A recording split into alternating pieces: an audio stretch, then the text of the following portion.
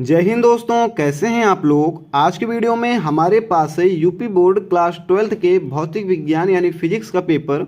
और आज हम इस पूरे पेपर को सॉल्व करेंगे, देखेंगे किस टाइप से क्वेश्चंस हमसे 2023 के फिजिक्स पेपर में पूछे गए थे और किस टाइप के क्वेश्चंस 2024 में या 25 में पूछे जा सकते हैं। यानी कि हमारा जो बोर्ड एग्जाम का पैटर्न है वो सेम रहता है, केवल क्वेश्चंस बदलते हैं। तो इस पेपर से पहली चीज़ आपको पता लगेगी कि बोर्ड एग्जाम में क्वेश्चंस का पैटर्न क्या होता है, कितने बहुविकल्पीय, कितने लघुत्तरीय, कितने अतुलघुत्तरीय, कितने दीर्घोत्तरीय, कितने आंकिक क्वेश्चंस, ये सारे क्वेश्चंस कितने कितने आते हैं। और उसके बाद आपको ये पता लगेगा कि इन सभी क्वेश्चंस के आंसर कैसे लिखने हैं, क्योंकि इस वीडियो में हमने सभी क्वेश्चंस का आंसर कॉपी में लिखा हुआ है और उस तरह से लिखा हुआ है जिस तरह से आप अपने बोर्ड एग्जाम में लिख कर आएंगे। तो कोई भी कंफ्यूजन आपको नहीं रहेगी। पेपर और कॉपी से संबंधित सारी चीज़ें हम इस वीडियो में क्लियर करने की कोशिश करेंगे। चलिए हम देखते हैं। पहला क्वेश्चन है हमारा, वैद्युत फ्लक्स का मात्रक है newton metre square coulomb square, newton metre square प्रति कूलाम, वोल्ट मीटर या वोल्ट प्रति मीटर, न्यूटन मीटर प्रति कूलाम स्क्वायर। चार ऑप्शंस आपको दिए गए हैं। इसमें आपका दूसरा ऑप्शन सही है, न्यूटन मीटर स्क्वायर प्रति कूलाम, न्यूटन मीटर स्क्वायर प्रति कूलाम। चल कुंडली धारा मापी की सुग्राहिता में वृद्धि की जा सकती है, यानी कि चल कुंडली धारा मापी की सुग्राहिता में निम्न में से किस चीज में परिवर्तन करके वृद्धि की जा सकती है। तो इसमें राइट आंसर आपका होगा कुंडली का क्षेत्रफल बढ़ाकर। अगर हम कुंडली की क्षेत्रफल बढ़ाएंगे तो उसकी सुग्राहिता में वृद्धि होगी। आगे हम बढ़ेंगे। अगला क्वेश्चन, अगला हमारा तीसरा क्वेश्चन है, एक आदर्श पीएन संधि के अग्रदिशिक बायस एवं पश्चदिशिक बायस की दशा में प्रतिरोध क्रमशः होंगे अनंत एवं शून्य, परिमित एवं शून्य, शून्य एवं परिमित और शून्य एवं अनंत। इसमें आपका राइट आंसर हो जाएगा ये चौथा वाला ऑप्शन, शून्य एवं अनंत। ठीक है, आगे बढ़ते हैं घ वाला क्वेश्चन पर। द्रव्य तरंगों के संबंध में सत्य कथन है, ये विद्युत चुंबकीय तरंगे हैं, ये यांत्रिक तरंगे हैं। इन तरंगों का तरंगदैर्घ्य कण के आवेश पर निर्भर नहीं करता है। द्रव्य तरंगों का वेग प्रकाश के वेग के बराबर होता है। चार ऑप्शंस आपको दिए गए हैं। तो यहाँ पर इन चारों में कौन सा सही है, अगर आपको पता है तो आप कमेंट कीजिए, नहीं तो हम बता रहे हैं। इसमें आपका ऑप्शन नंबर सही है कौन सा, ये वाला तीसरा वाला ऑप्शन। ठीक है, अगला क्वेश्चन हम देखेंगे। अगला क्वेश्चन है हमारा, हाइड्रोजन परमाणु की द्वितीय कक्षा में इलेक्ट्रॉन का कोणीय संवेग है। हाइड्रोजन परमाणु की द्वितीय कक्षा में इलेक्ट्रॉन का कोणीय संवेग है। चार ऑप्शन दिए गए हैं, 1.05 × 10⁻⁻34 जूल सेकेंड और 1.05, ऐसे 36, 34 और 31 है। चार ऑप्शन है, चारों में आपका तीसरा ऑप्शन सही है। हाइड्रोजन परमाणु की द्वितीय कक्षा में इलेक्ट्रॉन का कोणीय संवेग है 2.1 × 10⁻24 जूल सेकेंड। अगला हमारा लास्ट क्वेश्चन है, वायु में रखे किसी पतले उत्तल लेंस की फोकस दूरी 10 सेंटीमीटर है। लेंस के प्रथम फोकस से एक वस्तु को 5 सेंटीमीटर दूरी पर रखा गया है। द्वितीय फोकस से प्रतिबिंब की फोकस दूरी क्या होगी। ठीक है, प्रथम फोकस से नहीं पूछ रहा है, प्रथम फोकस से इतनी दूर पर रखा है, द्वितीय फोकस से पूछ रहा है। राइट आंसर आपका आएगा इसमें कितना आएगा, 20 आएगा। 20 आपका ये राइट आंसर होगा, 20 सेंटीमीटर। ठीक है, अब देखते हैं हम, अब मेन बात पहले ये हम देखते हैं। जैसे हमने 6 क्वेश्चंस किए, तो हमें पेपर में क्वेश्चंस को नहीं लिखना है, केवल आंसर को लिखना है। ये सभी 6 क्वेश्चन नंबर 1 के थे। तो बोर्ड एग्जाम में हम कॉपी में ऐसा डालेंगे, खंड आ अगर आप डालना चाहें डाल सकते हैं। प्रश्नोत्तरांक 1 आप लिखेंगे। फिर क्योंकि इसमें 6 क्वेश्चन है, 4 तक दिए गया है, तो आप एक एक लाइन छोड़कर का, खा, गा, घा, अंगा, चा, ऐसा आप 6 ऑप्शन लिख लेंगे। लिखने के बाद जिस क्वेश्चन में जो ऑप्शन सही है आप उस ऑप्शन को लिखेंगे और उस ऑप्शन को पूरा लिख देंगे। ठीक है, ऐसे देखेंगे आप सभी में हमने जो ऑप्शन सही है उस ऑप्शन को लिखा और उसका क्या ऑप्शन है उस ऑप्शन का पूरा भी हमने आंसर कर दिया। ऐसे आप 6 क्वेश्चन के पहले 6 क्वेश्चन के आंसर देंगे, आसानी से 6 नंबर आपको मिल जाएंगे। अभी हम बढ़ते हैं दूसरे क्वेश्चन की तरफ। दूसरा क्वेश्चन है, नौर द्वार का प्रतीक चिन्ह बनाइए और इसके निर्गत के लिए सत्यता सारणी बनाइए। 1 नंबर का ही क्वेश्चन है, तो बहुत इसमें हलचल नहीं करनी है। केवल नौर जो गेट है, नौर गेट होता है, उसका हमें प्रतीक चिन्ह बनाना है, सत्यता सारणी बनानी है। 2 चीज़ें हम बना देंगे और कुछ नहीं करेंगे। और ये है प्रश्नोत्तरांक 2 का, हमने प्रश्नोत्तरांक 2 का डाला, कुछ नहीं किया। पहला काम था, इसने बोला था प्रतीक चिन्ह बनाइए, नौर गेट का हमने यहाँ पर लिख दिया नौर और यहाँ पर प्रतीक चिन्ह बना दिया और ये बना दी हमने सत्यता सारणी। इतना ही करना है और कुछ नहीं करना है। अगला क्वेश्चन हम देखेंगे, फोटान के संवेग का सूत्र लिखिए। फिर वही बात, 1 नंबर का क्वेश्चन है। 1 नंबर में जितना पूछता है उतना बताइए, मतलब काम से काम रखिए, ज़्यादा नहीं लिखना है। लिखना है तो 2 नंबर, 3 नंबर, 4 नंबर, 5 नंबर जो बड़े क्वेश्चंस हैं उसमें आप अतिरिक्त लिखिए, उसमें नंबर मिलेंगे। लेकिन जो 1 नंबर का क्वेश्चन है इसमें जितना पूछता है केवल उतना बताना है बस। दूसरे के खा में आपको संवेग सूत्र लिखना है फोटान का। हमने यहाँ पर आए हम कुछ नहीं किए, हमने लिख दिया फोटान का संवेग सूत्र P बराबर h लैम्डा। और यहाँ पर देखेंगे ये फोटान का संवेग है, प्लांक नियतांक है और लैम्डा फोटान की तरंगदैर्घ्य है। प्रश्नोत्तरांक 2 के गा पर आएंगे हम। ये क्वेश्चन है नाभिकीय बम एवं नाभिकीय रिएक्टर में होने वाली श्रृंखला अभिक्रियाओं में अंतर लिखिए। एकदम आसान क्वेश्चन है। हमने क्या लिखा है, जो इसने पूछा है नाभिकीय बम और नाभिकीय रिएक्टर में होने वाली अभिक्रियाओं में अंतर। पहला अंतर है नाभिकीय बम अभिक्रियाएं अनियंत्रित होती हैं जबकि नाभिकीय रिएक्टर अभिक्रियाएं नियंत्रित होती हैं, इन्हें नियंत्रण में रखा जाता है। दूसरा अंतर है नाभिकीय बम श्रृंखला अभिक्रिया तथा नाभिकीय रिएक्टर श्रृंखला अभिक्रिया में अलग अलग ईंधन का प्रयोग होता है। यानी कि बम बनाने के लिए दूसरा फ्यूल लगता है, दूसरा ईंधन लगता है, और नाभिकीय रिएक्टर अभिक्रिया में फ्यूल हमारा दूसरा लगता है। 2 अंतर हो गए, 2 इसने पूछा था, मतलब अंतर पूछा था, तो कम से कम 2 अंतर हमें कम से कम लिखना जरूरी होता है अगर हम अच्छे नंबर अपने बोर्ड्स में पाना चाहते हैं तो हमने 2 लिख दिया, हमारा काम खत्म। अभी आगे वाला क्वेश्चन देखेंगे। ये वाला क्वेश्चन है किसी समतल विद्युत चुंबक तरंग के विद्युत क्षेत्र का समीकरण लिखिए। आपको EY का मान दिया गया है और आपसे चुंबकीय क्षेत्र का समीकरण लिखने के लिए बोल रहा है। ठीक है, प्रश्नोत्तरांक 2 का घ। यहाँ पर देखेंगे हम, यह है प्रश्नोत्तरांक 2 का घ। इस पेज में मैंने नहीं किया है, इसको अगले पेज में किया है। अभी हम अगला पेज तुरंत ही देख लेते हैं, बात के लिए छोड़ने का कोई दिक्कत नहीं है। ये आपको EY का मान दिया गया है, यहाँ से आप E0 का मान निकाल लेंगे और C का मान भी देखिए, C बराबर E0 अपॉन B0 होता है। आपको B0 का मान पता है, A0 का मान पता है, तो आपने यहाँ से C का मान निकाल लिया। जब C का मान निकाल लिया तो आपको ये समीकरण मिल गया BZ का। ठीक है, ऐसा आप कर लेंगे। दूसरे का घा, उसके बाद दूसरे का अंगा क्वेश्चन। इस क्वेश्चन में हमसे पूछा जा रहा है कि किसी शुद्ध प्रेरणिक प्रत्यावर्ती परिपथ में वोल्टता और धारा में कलांतर लिखिए। यानी कि वोल्टता और धारा में कलांतर कितना होता है ये बताना है हमें। ठीक है, तो शुद्ध प्रेरकीय प्रत्यावर्ती परिपथ में वोल्टता एवं धारा में कलांतर π/2 होता है। इसी तरह अगला क्वेश्चन देखेंगे। 1.5 वोल्ट विद्युत वाहक बल वाले सेल का आंतरिक प्रतिरोध 0.1 ओम है। सेल को 2.9 ओम के बाह्य प्रतिरोध से जोड़ने पर सेल के बीच विभवांतर कितना होगा, आपको ये बताना है। क्या बताना है आपको, ये दिया गया है, 1 दिया गया है, 2, 3 चीज़ें आपको दी गई हैं। केवल एक चीज़ बताना है, सेल के सिरों के बीच विभवांतर कितना होगा जब सेल को हम बाह्य प्रतिरोध से जोड़ देंगे। 1, 2, 3 दी गई हैं, केवल एक चीज़ बताना है। तो सिंपल सा है, कितनी चीज़ें दी गई हैं, 3 चीज़ें दी गई हैं। हमें इतना पता चल गया, ERR इतना पता लग गया, और B का मान निकालना है, E का मान पता, I का मान पता है, R का मान पता है। हमने सभी मान को रख दिया, हमारा क्वेश्चन का आंसर आ गया। ठीक है, हमें क्या क्या इसमें पता था, ध्यान रहे, हमें इसमें पता था I का मान पता था, R का मान पता था, R का मान पता था। हमने यहाँ से पता कर लिया I का मान, और B का मान, B से EIR तीनों का मान हमें पता लग गया, और हमने यहाँ से इस क्वेश्चन को सॉल्व कर लिया। ठीक है, आगे बढ़ेंगे। अच्छा, किसी को अगर डाउट हो कि इसमें 1 नंबर पूरा मिलेगा तो नहीं मिलेगा, तो एकदम आसान है। 1 नंबर के क्वेश्चन में आपको ऐसे ही सिंपल से सॉल्व कर देना है, सूत्र भी नहीं लिखने की ज़रूरत होती है, लेकिन लिख दे रहे हैं, अच्छी बात है। इससे एग्जामिनर पर अच्छा एक्सप्रेशन पड़ेगा और आपको आगे चलकर अच्छे नंबर वो देगा। ठीक है, आप इसको जितना छोटा रखना चाहें सही लिखिए, और कितना भी छोटा लिखिए 1 नंबर वाला, कोई भी दिक्कत नहीं है। अगला क्वेश्चन देखते हैं हम। नाभिकीय बंधन ऊर्जा से क्या तात्पर्य है। यदि किसी नाभिक के लिए द्रव्यमान क्षति 10⁻⁻6 किलोग्राम हो तो उसकी बंधन ऊर्जा इलेक्ट्रॉन वोल्टता में ज्ञात कीजिए। पहले आपको नाभिक की बंधन ऊर्जा की परिभाषा देनी है, फिर इस न्यूमेरिकल क्वेश्चन को सॉल्व करना है। तो देखेंगे हम प्रश्नोत्तरांक 3 का नाभिक की बंधन ऊर्जा। किसी नाभिक के प्रोटॉन न्यूट्रॉन को अलग करने के लिए आवश्यक ऊर्जा को उस नाभिक की बंधन ऊर्जा कहते हैं। किसी नाभिक के प्रोटॉन न्यूट्रॉन को अलग करने के लिए आवश्यक ऊर्जा को उस नाभिक की बंधन ऊर्जा कहते हैं। आंकिक प्रश्न पर आप आएंगे तो आप देख सकते हैं, यहाँ पर ये हमारा आंकिक प्रश्न है। हमें कुछ चीज़ें यहाँ पर क्वेश्चन में दी गई हैं और आगे की चीज़ें हमने खुद सॉल्व कर ली। इलेक्ट्रॉन वोल्ट में करना है तो बंधन ऊर्जा EB में ज्ञात करने के लिए हम उसको E यानी कि 1.6 × 10⁻⁻19 से भाग दे देते हैं, जो भी आंसर आता है तो हमें वो चीज़ें इलेक्ट्रॉन वोल्ट में मिल जाती हैं। अगला क्वेश्चन की ओर हम बढ़ेंगे। अगला क्वेश्चन है एम्पियर के परिपथीय नियम के आधार पर अनंत लंबाई के सीधे धारावाही चालक में उत्पन्न चुंबकीय क्षेत्र के का व्यंजक ज्ञात कीजिए। एक बार फिर से क्वेश्चन पढ़ेंगे।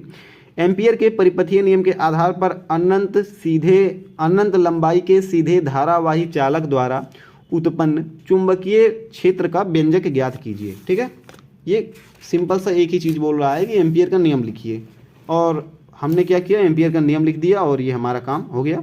तीसरे का खा क्वेश्चन था और ये बहुत ही आसानी से हमने सॉल्व कर लिया। और अगला क्वेश्चन हम देखते हैं।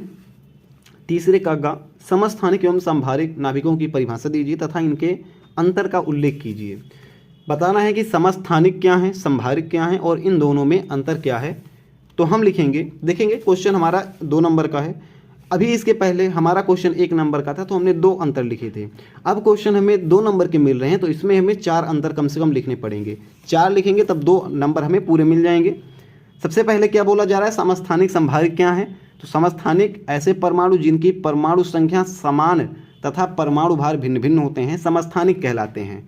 उदाहरण के लिए प्रोटियम, ड्यूटेरियम, और तीसरा होता है ऐसा कुछ 1:1, 1:1, 1:2, 1:3। ठीक है, और हमारा अगला परिभाषा हो जाएगी संभारिक की, ऐसे परमाणु जिनकी परमाणु भार समान होते हैं तथा परमाणु संख्याएं भिन्न भिन्न होती हैं संभारिक कहलाते हैं। जैसे 6C14, 7C14, 7 पर नाइट्रोजन आता है, 7N14। ठीक है, ये आप देख रहे हैं कि नाइट्रोजन और कार्बन दोनों के परमाणु क्रमांक समान नहीं है, लेकिन परमाणु भार इनके समान समान ही है। अभी हम देखेंगे इसमें दोनों में अंतर क्या है, क्योंकि क्वेश्चन में दोनों चीज़ें बोला है। पहले ये बोल रहा है कि समस्थानिक संभारिक की परिभाषा दीजिए, फिर बोल रहा है इसके अंतर का उल्लेख कीजिए। तो हमने पहले परिभाषा दी, अब हम इसका अंतर लिखेंगे। अंतर है समस्थानिक संभारिक में, समस्थानिक के परमाणु क्रमांक समान होते हैं और संभारिक में परमाणु भार समान होते हैं। पहला अंतर हो गया। समस्थानिक में प्रोटॉनों की संख्या समान होती है, क्योंकि परमाणु क्रमांक समान होते हैं तो प्रोटॉनों की संख्या समान होती है, और संभारिक में प्रोटॉनों की संख्या समान नहीं होती है। ये इसका दूसरा अंतर हो गया। तीसरा अंतर हमारा क्या है, तीसरा है कि समस्थानिक में रासायनिक गुण समान होते हैं, लेकिन संभारिक में क्योंकि प्रोटॉनों की संख्या भिन्न भिन्न है अतः रासायनिक गुण समान नहीं होते हैं। और अगला हमारा है चौथा, इसमें हमने उदाहरण लिख दिया है 1:1, 1:2, 1:3, और इसका उदाहरण 6C4, 7N यानी कि नाइट्रोजन 14। ठीक है, 6C14, 7 नाइट्रोजन 14। हमने 4 इसमें लिख दिए अंतर। अब हमारा इसमें पूरा 2 का 2 नंबर मिल जाएगा। अगले क्वेश्चन की ओर बढ़ेंगे हम। अगला क्वेश्चन है हमारा यहाँ पर 3 का घ। हमने देखेंगे समस्थानिक संभारिक हमने सॉल्व कर लिया है। 2.14 इलेक्ट्रॉन वोल्ट कार्यफल वाले धातु पृष्ठ पर आपतित प्रकाश का तरंगदैर्घ्य 5000 एंगस्ट्रॉम है। उत्सर्जित प्रकाशिक इलेक्ट्रॉनों की अधिकतम गतिज ऊर्जा एवं अधिकतम वेग ज्ञात कीजिए। ऐसा क्वेश्चन आपको दिया गया है। ठीक है, इसमें क्या करना है, जो ये बोल रहा है सिंपल सा वही करो। हमने कार्यफलन ज्ञात कर लिया और तरंगदैर्घ्य हमें पता ही है। तरंगदैर्घ्य क्या होती है, मतलब क्वेश्चन में दिया गया है। आपतित प्रकाश की ऊर्जा यहाँ से मिल गई और यहाँ से हमने उत्सर्जित इसका गतिज ऊर्जा हमने ज्ञात कर लिया, और जब गतिज ऊर्जा हमने ज्ञात कर लिया तो हमें वेग भी अंततः पता लग गया। ये हमने इसका न्यूमेरिकल सॉल्व किया। ये रिकैप है, एक बार फिर से आप देखेंगे और समझने का प्रयास करेंगे इसे, क्योंकि इसे समझाएंगे तो वीडियो बनेगी 2 घंटे की लगभग, और 2 घंटे की वीडियो कोई नहीं पसंद करता है, सब 30-40 मिनट में ख़त्म करना चाहते हैं। अगला क्वेश्चन की ओर हम बढ़ेंगे। चौथे का क्वेश्चन है, वैद्युत द्विध्रुव तथा द्विध्रुव आघूर्ण को परिभाषित कीजिए। 2 × 10⁻⁸ कूलाम मीटर द्विध्रुव आघूर्ण का द्विध्रुव वैद्युत द्विध्रुव 2 × 10⁵ वोल्ट प्रति मीटर के एक समान वैद्युत क्षेत्र से 30 डिग्री पर झुका हुआ है। द्विध्रुव की स्थितिज ऊर्जा एवं इस पर कार्यरत बल युग्म का आघूर्ण ज्ञात कीजिए। ठीक है, आपको पहले तो परिभाषा लिखना है, फिर इस न्यूमेरिकल को सॉल्व करना है। परिभाषा पर 1 नंबर मिलेंगे, न्यूमेरिकल पर आपको 2 नंबर मिलेंगे। ठीक है, चौथे का क्वेश्चन है। चौथे का क्वेश्चन देखते हैं। सबसे पहले परिभाषा बोला है, हमने परिभाषा लिखा। परिभाषा पर ध्यान रहे, 1 ही नंबर मिलने वाले हैं। और ये देखेंगे परिभाषा, दोनों परिभाषाएं हमने लिख दी। परिभाषा के बाद ये आपको पता होगा, ये शुरुआती चैप्टर्स के क्वेश्चंस हैं और आंकिक क्वेश्चन में डाला और द्विध्रुव की स्थितिज ऊर्जा खटाक से ये हमारा आ गया आंसर। टाउ बराबर 2 × 10⁻³ न्यूटन मीटर। ठीक है, अगला क्वेश्चन देखते हैं। हमारा नेक्स्ट क्वेश्चन है, ट्रांसफार्मर क्या है, ट्रांसफार्मर में होने वाली ऊर्जा हानियों का विवरण दीजिए। ट्रांसफार्मर क्या होता है, वोल्टेज में कमी ज़्यादा करता है। अगर वोल्टेज ज़्यादा आता है तो कम कर देता है, कम आता है तो ज़्यादा कर देता है। तो एक ऐसी युक्ति है, ट्रांसफार्मर एक ऐसी युक्ति है जिसके द्वारा प्रत्यावर्ती विद्युत वाहक बल के मान में कमी अथवा वृद्धि की जा सकती है। यह अन्योन्य प्रेरण के सिद्धांत पर कार्य करता है। ठीक है, मैंने बोला कि वोल्टेज ज़्यादा आता है तो कम कर देता है, कम आता है तो ज़्यादा कर देता है। तो ये क्या करता है, विद्युत वाहक बल के मान में, जो कि वोल्टेज है, इसके मान में कमी या वृद्धि करता है और अन्योन्य प्रेरण के आधार पर ये कार्य करता है। अब बोल रहा है कि ट्रांसफार्मर में होने वाली ऊर्जा हानियों का विवरण दीजिए। तो ऊर्जा हानियाँ 4 हैं। तांबे में हानि होती है, फ्लक्स में हानि होती है, शैथिल्य हानि होती है और भंवर धारा में हानि होती है। 4 तरह की इसमें हानियाँ होती हैं। ठीक है, अगला क्वेश्चन देखेंगे हम। चौथे का क्वेश्चन है, विद्युत चुंबकीय तरंगों की अनुप्रस्थ प्रकृति को समझाइए। रेडियो तरंगों के उपयोग का संक्षिप्त में विवरण दीजिए। विद्युत चुंबकीय तरंगों की अनुप्रस्थ प्रकृति को समझाइए। ठीक है, और फिर रेडियो तरंगों का उपयोग का संक्षिप्त विवरण दीजिए कि रेडियो तरंगें कहाँ पर उपयोग होती हैं। चौथे का क्वेश्चन है, ये तरंगें द्विक स्थान में विद्युत तथा चुंबकीय क्षेत्रों में संपोषित दोलन है।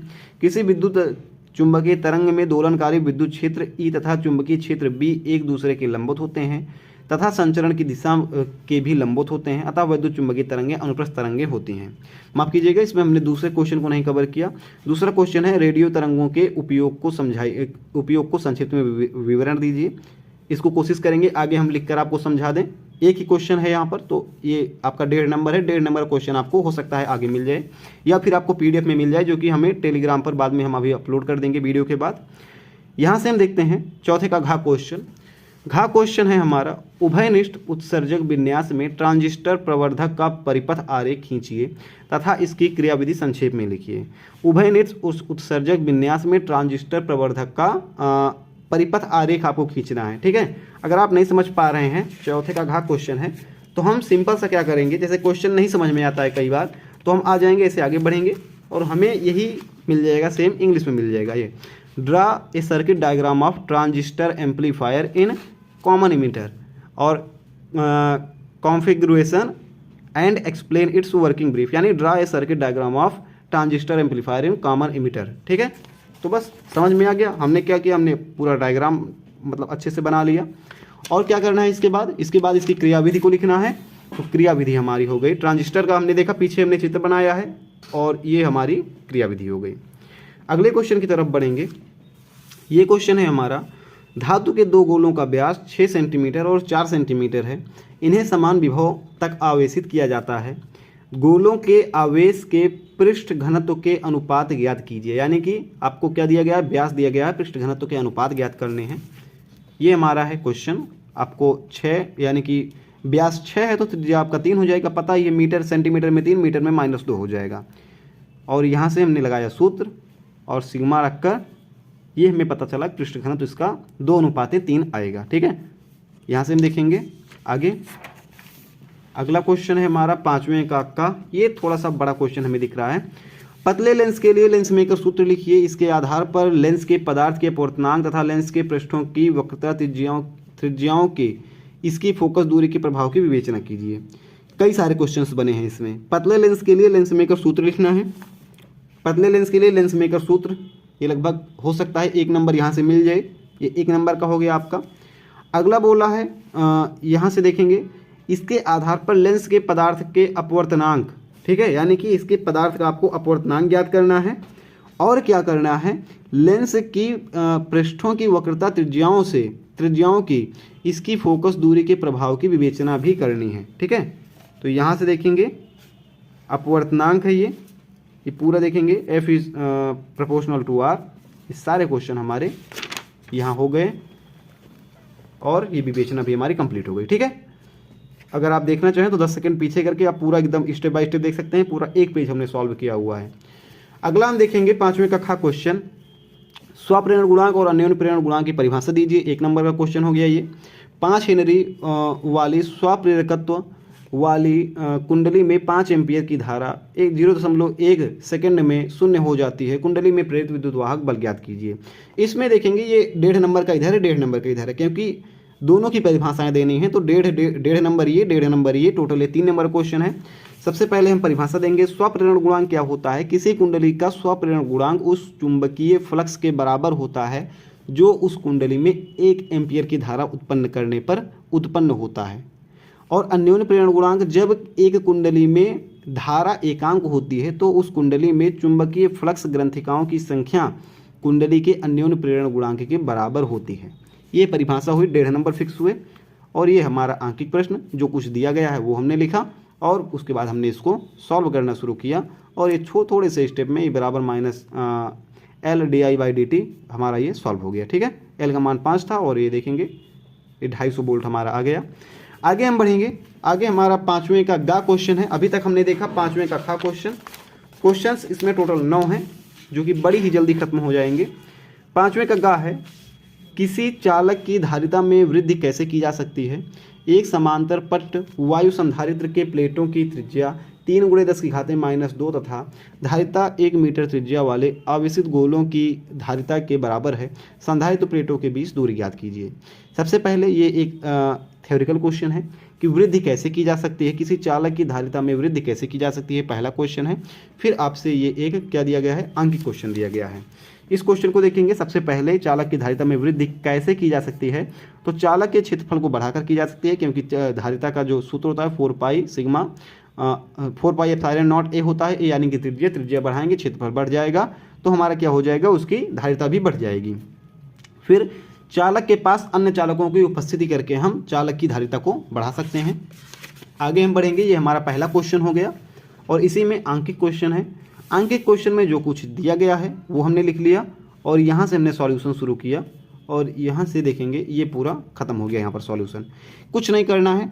अगर आपको सॉल्यूशन नहीं भी आ रहा है पेपर में तो कम से कम जो कुछ दिया गया है उसको तो आप लिख सकते हैं, ऐसा बनाकर आप लिख दीजिएगा।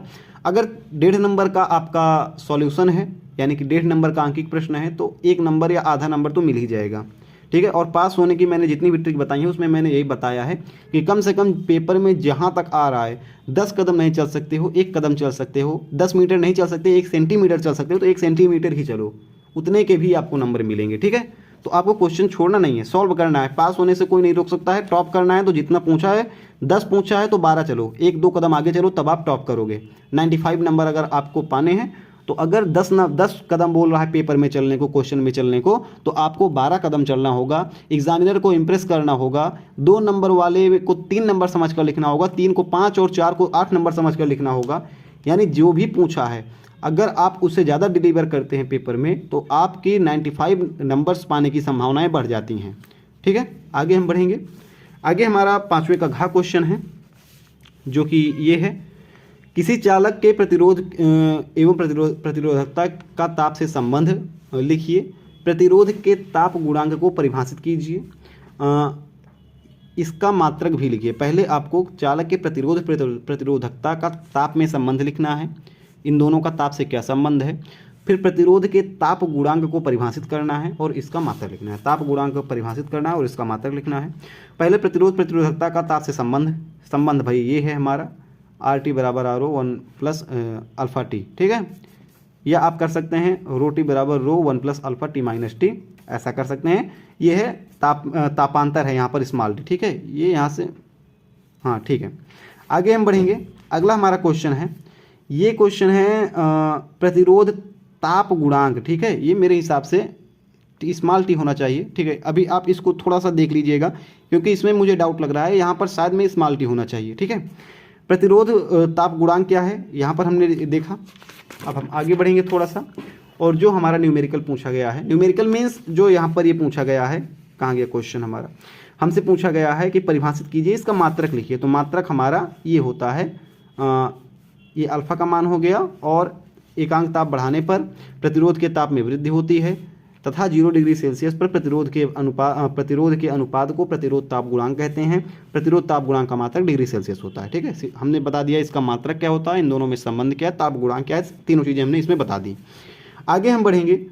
प्रश्नोत्तरांक 5 के अंगा क्वेश्चन पर, अंगा वाला क्वेश्चन बोल रहा है बोर का परमाणु मॉडल, इसकी संकला मतलब बताना है, और हाइड्रोजन स्पेक्ट्रम में लाइमन, बामर और पाश्चन श्रेणी की प्रथम 2 रेखाओं हेतु ऊर्जा का असर आपको खींचना है। ठीक है, बोर का परमाणु मॉडल ये है आपका बोर का परमाणु मॉडल, ये आपका बोर का परमाणु मॉडल हो गया। और हमने क्या किया भाई, लाइन तो नहीं खींची, लाइन आप खींच लीजिएगा। बोर्ड का परमाणु मॉडल हमने बता दिया। छठा क्वेश्चन देखेंगे। छठा क्वेश्चन आपका ये है, स्थिर वैद्युतिकी में गाउस का प्रमेय लिखिए। समविभव पृष्ठ से क्या तात्पर्य है? समान आवेश घनत्व की दो विद्युत रोधी प्लेटें चित्रानुसार रखी हैं। बिंदु P एवं Q पर विद्युत क्षेत्र की तीव्रता आपको ज्ञात करना है। ठीक है, ये न्यूमेरिकल है और यहाँ पर गाउस का प्रमेय आपको लिखना है। प्रमेय हमने लिख दिया, किसी बंद तल से निकलने वाला कुल फ्लक्स उस तल द्वारा घिरे हुए कुल विद्युत आवेश की मात्रा का 1/ε0 गुना होता है। ठीक है, फिर से एक बार, किसी विद्युत तल से निकलने वाला विद्युत फ्लक्स उस तल से घिरे हुए कुल विद्युत आवेश की मात्रा का 1/ε0 गुना होता है। ठीक है, अभी यहाँ कर गाउस की प्रमेय का ये क्या है, नियम है ये, इसको हम बोलते हैं क्या, सूत्र बोलते हैं। तो ये आपका हो जाएगा वो Q/ε0, कुल फ्लक्स हो जाएगा Q/ε0। किसी बंद पृष्ठ से घिरा हुआ कुल फ्लक्स Q/ε0 गुना होता है, ये आपका हो जाएगा। ठीक है, अभी आगे बढ़ेंगे। समविभव पृष्ठ है, समविभव पृष्ठ की भी हम परिभाषा लिखेंगे क्योंकि दोनों पूछा है। स्थिर गाउस का प्रमेय पूछा है, समविभव पृष्ठ पूछा है और फिर हमारा न्यूमेरिकल पूछा है। तो समविभव पृष्ठ होता है, इसकी परिभाषा हमने नहीं देखी। किसी विद्युत क्षेत्र में वह पृष्ठ जिसके प्रत्येक बिंदु पर विद्युत विभव का मान एक समान हो समविभव पृष्ठ कहलाता है। समविभव पृष्ठ में किन्हीं दो बिंदुओं के बीच विभवांतर शून्य होता है। ठीक है, और ये हमारा न्यूमेरिकल क्वेश्चन छठा हो गया। सातवां क्वेश्चन है हमारा, हाइगेंस की द्वितीयक तरंगिकाओं का सिद्धांत लिखिए। इसकी सफलता और असफलता पर प्रकाश डालिए। उत्तल लेंस की फोकस दूरी पर उत्तल लेंस के फोकस पर रखे बिंदु प्रकाश स्रोत के कारण लेंस से निर्गत प्रकाश के तरंगाग्र का निरूपण कीजिए। इतना बड़ा क्वेश्चन है पहला। दूसरा क्वेश्चन है व्यतिकरण का क्या अर्थ है, और एक न्यूमेरिकल क्वेश्चन दिया गया है। तो भाई ये अगर आप थ्योरिकल हैं, थ्योरिकल इंसान हैं, तो आप इसको लिखिएगा, ये बड़ा लिखना पड़ेगा तब आपको पूरे नंबर मिलेंगे। लेकिन अगर आप स्ट्रांग हैं, फिजिक्स आपकी स्ट्रांग है, तो आप इसको कीजिएगा, इसमें बहुत ही कम टाइम लगेगा। ठीक है, अगर आप न्यूमेरिकल करते हैं बहुत ही कम टाइम लगता है। हमने न्यूमेरिकल किया, न्यूमेरिकल में पहले व्यतिकरण पूछा है। तो व्यतिकरण दो तरंगों के बीच अध्यारोपण के कारण माध्यम के कुछ बिंदुओं पर परिणामी तीव्रता के अधिकतम तथा कुछ बिंदुओं पर परिणामी तीव्रता के न्यूनतम होने की घटना को तरंगों का व्यतिकरण कहते हैं। दो तरंगों के बीच अध्यारोपण के कारण माध्यम के कुछ बिंदुओं पर परिणामी तीव्रता के अधिकतम तथा कुछ बिंदुओं पर परिणामी तीव्रता के न्यूनतम होने की घटना को तरंगों का व्यतिकरण कहते हैं। व्यतिकरण की परिणामी तीव्रता के व्यंजक क्या होते हैं? तो ये आपका व्यंजक निकल गया। ठीक है, व्यंजक अभी नहीं निकला है, हमने केवल लिखा है। व्यंजक निकालने के लिए ये आपको यहाँ तक आना पड़ेगा, अध्यारोपण सिद्धांत। इसको आप देखते रहिए, ये आपका पहला पेज खत्म और ये आपका साइन ओमेगा टी, ऐसे अभी आपका ये चल रहा है। और यहाँ से इतना बड़ा करेंगे तो यहाँ से आपका क्या निकलेगा, अतः प्रस्तुत समीकरण से यह स्पष्ट है कि किसी बिंदु पर परिणामी तीव्रता उस बिंदु पर मिलने वाली तरंगों के बीच कलांतर फाई पर निर्भर होती है। अच्छा, इसमें और क्या पूछा है एक बार हम फिर से देखते हैं। व्यतिकरण हो गया हमारा। व्यतिकरण का अर्थ, व्यतिकरण तरंगों में y1 बराबर a1 साइन ओमेगा टी एवं y2 बराबर a2 sine omega T plus 5 के व्यतिकरण के कारण उत्पन्न परिणामी तीव्रता का सूत्र व्युत्पन्न कीजिए। यदि a बराबर 5 है, b बराबर 3 है, तो परिणामी तरंग की अधिकतम और न्यूनतम अनुपात ज्ञात कीजिए। ठीक है, तो आगे क्वेश्चन है जी, आगे भी क्वेश्चन है। ठीक है, तो ये हमारा क्या हो गया, ये पहले का हो गया, अनुपात नहीं ज्ञात किया है। ये यहाँ तक सूत्र व्युत्पन्न हो गया कि सूत्र ये आपका ये होता है।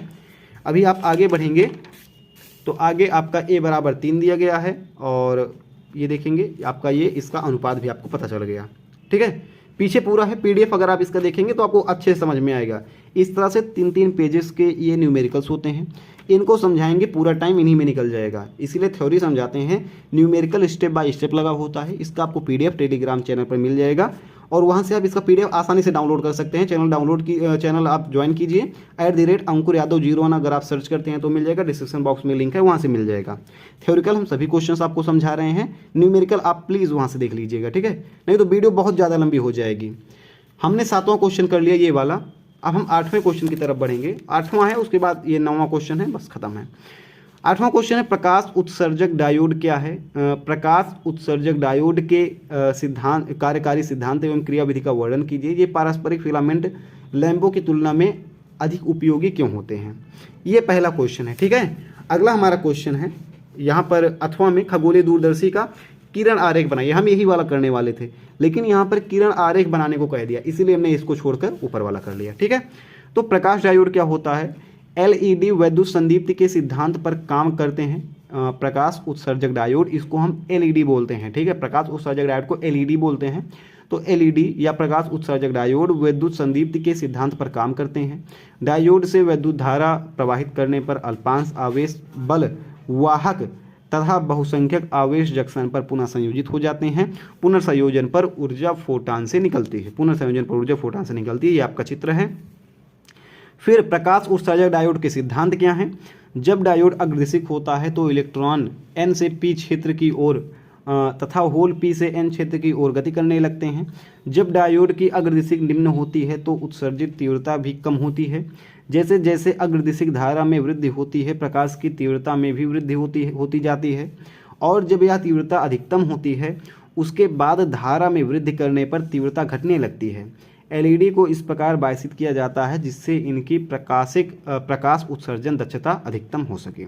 ये इसका सिद्धांत है। ठीक है, अभी इसके आगे कुछ नहीं, इसके आगे नहीं है ये। अभी देखेंगे आगे क्या बोल रहा है। अच्छा हाँ, एक थोड़ा सा बाकी रह गया है इसमें, इस क्वेश्चन में। ये क्वेश्चन है, इसका देखेंगे। ये इसका चित्र बनाने को बोला है। ये अभी आपका प्रकाश विद्युत डायोड ही चल रहा है और डायोड की क्रिया विधि क्या है, इसका ये पूरा एकदम अच्छे से बताया गया है इसमें। ठीक है, इसको आप पढ़िएगा। मैं बार बार बोल रहा हूँ, आप क्या डाउनलोड करेंगे? पीडीएफ डाउनलोड करेंगे। पीडीएफ आपको मिलेगी कहाँ? तो पीडीएफ मिलेगी टेलीग्राम पर। टेलीग्राम कहाँ मिलेगा? डिस्क्रिप्शन में मिलेगा, या @अंकुर यादव 01 आप सर्च कीजिए, वहाँ पर टेलीग्राम पर आपको चैनल मिल जाएगा। मेरी फोटो लगी हुई है उसमें, वहाँ से आप उसको ज्वाइन कर सकते हैं। लास्ट 9वां क्वेश्चन, बायो-सेवर्ट का नियम लिखिए। किसी धारावाहिक वृत्तीय पास के केंद्र पर उत्पन्न चुंबकीय क्षेत्र हेतु व्यंजक प्राप्त कीजिए। इस पास के चुंबकीय आघूर्ण का सूत्र भी लिखिए। बायो-सेवर्ट का नियम लिखिए। किसी धारावाही वृत्तीय पास के केंद्र पर उत्पन्न चुंबकीय क्षेत्र हेतु व्यंजक प्राप्त कीजिए। इस धारा पास के चुंबकीय आघूर्ण का सूत्र भी लिखिए। इतना आपका ये क्वेश्चन है। ये आप कर सकते हैं या ये कर सकते हैं। मेरे हिसाब से बायो-सेवर्ट का नियम आप सभी के लिए बहुत आसान पढ़ने वाला है, क्योंकि बायो-सेवर्ट को आपने बहुत पढ़ा है। तो हम सिंपल सा बायो-सेवर्ट का पढ़ेंगे। बायो-सेवर्ट का नियम क्या है? किसी धारावाही चालक में आई धारा या किसी धारावाही चालक में आई धारा प्रवाहित हो रही है तो चालक से r दूरी पर किसी खंड द्वारा उत्पन्न चुंबकीय क्षेत्र डेल्टा बी बराबर μ0/4 pi I dl sine theta upon r square ये होता है। ये बायो-सेवर्ट का नियम है।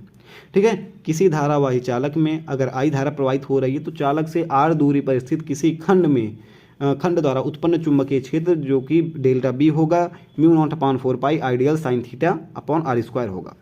वृत्ताकार कुंडली के केंद्र पर उत्पन्न चुंबकीय क्षेत्र, यहाँ से आप बनाएंगे तो इसको, ये बीच में गायब है ये वाला पोर्शन। ठीक है, इसको आप गायब कर दीजिएगा। वृत्ताकार धारावाही कुंडली के केंद्र पर चुंबकीय क्षेत्र क्या होगा? चित्रानुसार एल लंबाई आपका कहाँ? ये एल है, थोड़ा सा डेल्टा एल लंबाई के कारण केंद्र ओ पर उत्पन्न चुंबकीय क्षेत्र तो डेल्टा बी होगा, क्योंकि डेल्टा एल से डेल्टा बी आएगा μ0/4 pi I dl sine theta upon r square.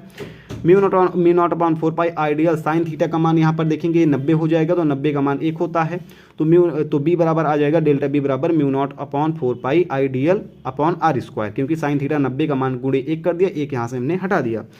अभी जब डेल्टा एल इतने लंबाई के कारण इस केंद्र ओ पर इतना हमारा चुंबकीय क्षेत्र आ रहा है, तो पूरे तार के कारण केंद्र ओ पर कितना आएगा? तो हम इसका समाकलन कर लेंगे, इंटीग्रेशन कर लेंगे। इंटीग्रेशन करने के बाद देखेंगे बी बराबर डेल्टा बी कर लेंगे, तो डेल्टा बी इधर लग जाएगा।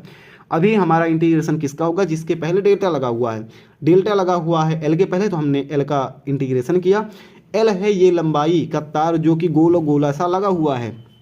तो गोला है या वृत्त है, वृत्त का क्या होता है? अगर हम इंटीग्रेशन करते हैं तो पाई आर क्या होता है? 2πr होता है।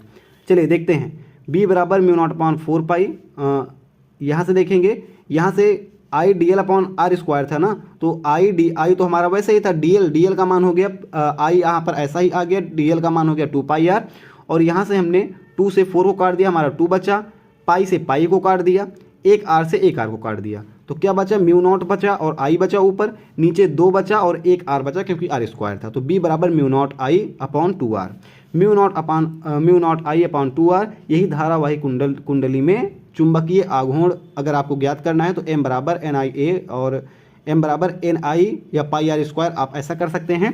मेन आपसे पूछा क्या था? ज़्यादा नहीं बढ़ते हैं। मेन आपसे पूछा था क्या? यहाँ से देखेंगे ये आपका, अच्छा इस धारा के चुंबकीय पास का सूत्र आपको लिखना था और क्या करना था, पास के चुंबकीय क्षेत्र हेतु व्यंजक प्राप्त करना था। ठीक है, तो धारावाही पास है, अगर आघूर्ण आपको लिखना है, आघूर्ण आप ऐसे लिख देंगे, लेकिन जो इसमें इस तार के चुंबकीय क्षेत्र का व्यंजक है, इस तार से उत्पन्न चुंबकीय क्षेत्र का व्यंजक है, वो आपका B बराबर μ0I/2R है। ठीक है, और आपका ये यहाँ से क्वेश्चन समाप्त हो गया। दोस्तों इस वीडियो में इतना ही था। इस पूरे पेपर को सॉल्व करने में, लिखने में बहुत टाइम लगा है, वीडियो बनाने में बहुत ज़्यादा मेहनत लगती है, तो आप प्लीज़ कमेंट करके बताइएगा आपको ये वीडियो कैसी लगी। इसके अलावा मैंने हिंदी, इंग्लिश, केमिस्ट्री का भी वीडियो चैनल पर अपलोड कर दिया है। डिस्क्रिप्शन बॉक्स में एक आपको प्लेलिस्ट की लिंक मिलेगी, वहाँ पर क्लिक करके आप उन सभी पेपर्स के आंसर देख सकते हैं और उस प्लेलिस्ट में आपको 2021-2019 तक के पेपर्स देखने को मिल जाएंगे बोर्ड एग्जाम के। तो आप वहाँ से कई सारे वीडियोज़ देख सकते हैं, तो आप उस प्लेलिस्ट पर जाइए और बोर्ड एग्जाम के जितने चाहे वीडियोज़ आप वहाँ से देख सकते हैं। इस वीडियो में इतना ही था, हम मिलते हैं ऐसे ही किसी नेक्स्ट वीडियो में। जय हिंद।